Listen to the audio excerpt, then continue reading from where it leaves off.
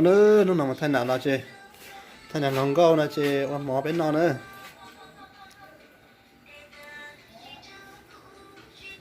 còn tao tạm bỏ coi phép bây giờ nó tàn à nhớ bao ô xe nhớ bao đấy còn nó tàn xưa nữa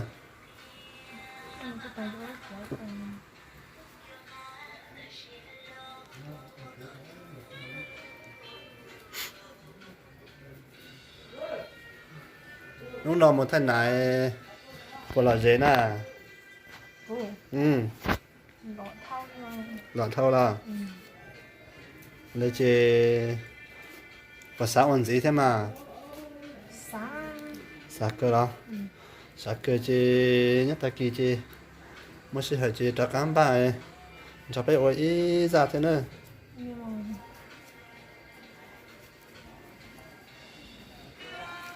nó nữa sao ta tạo một cho chỉ lý số nào xài vô món nữa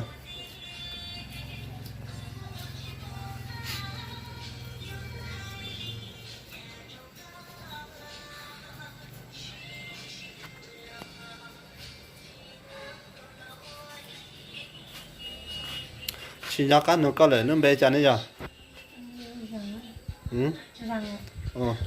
chỉ món là gì nhớ cho khó tìm à xong nó mà bắt đầu xong à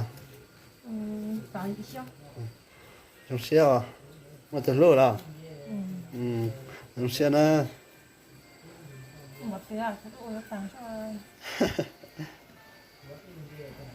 xe ở chỗ chỉ ta chỉ uống trà sữa nó thâu chế nó sẽ thành những cái kỹ thuật nó sẽ có tôi trả chế bên nó trà sữa còn số mà chế sai này trà sữa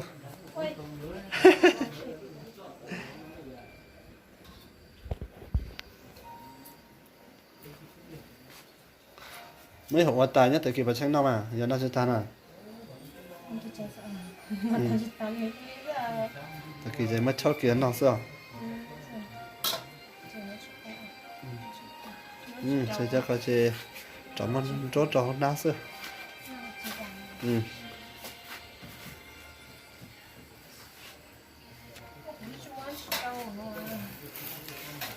chế muốn hát cho nó ô thế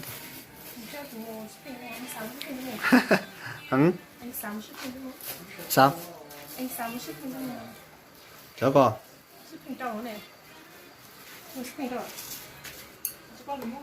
con là món hai cho nó chậu này chậu á có chậu đâu rửa gì chúng ta ngon nữa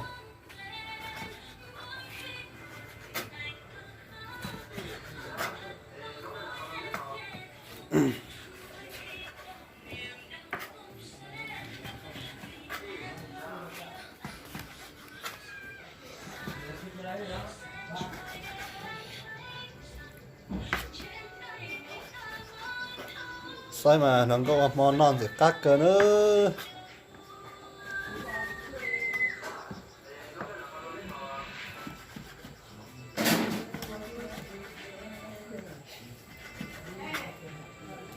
coi chỉ muốn ta rồi sợ cái chả sợ nè chỉ muốn to ta không mua ấy chứ chỉ mua ấy đó có cái là chúng ta nè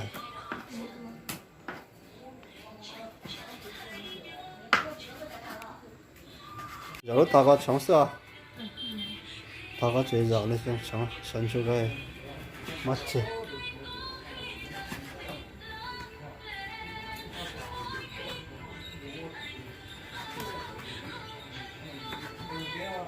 xin nhân nông lấy cái thành vật chơi được không 12 đó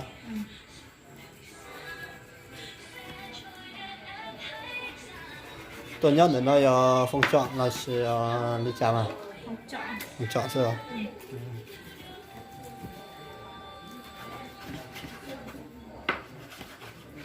nhớ cho phong chọn này ít lúc thì là sẽ nhớ là do đi chạm nhiều mà chỉ ở nhà rồi nhớ đâu chứ sao thì ở nhà thì bé Tôi nhớ nhà trọ này bỗng nhiên à. Vì tôi nhớ đỡ trọ đỡ sư. Nhiệt tỉnh thế này. Hả? Chả nhiều rồi tờ tánh thế này. Thấy nhà chỗ này là tính em. Ồ, dù kia chỗ nhiệt tỉnh nữa sao đó.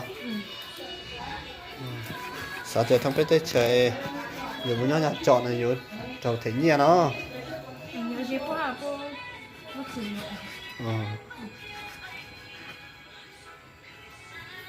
Có bác sĩ phụ sĩ bố mà. Ừ. Con bố. Ờ. Chị kia tao biết vào tao. Thảo thị giang. Thảo thị già nó đó. Không có chờ nữa.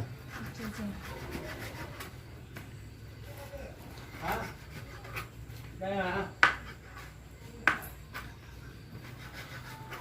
Đâu? Nó con nó giống có cờ nữa, giờ biết là thì bỏ nó chị. Nhiệt cho nó chị nó sau nữa. Ô, vậy thằng con sẽ e. Ta tạo cho bên nó xưa. Chị bác ơi, mình chụp ơi, chị bác ơi.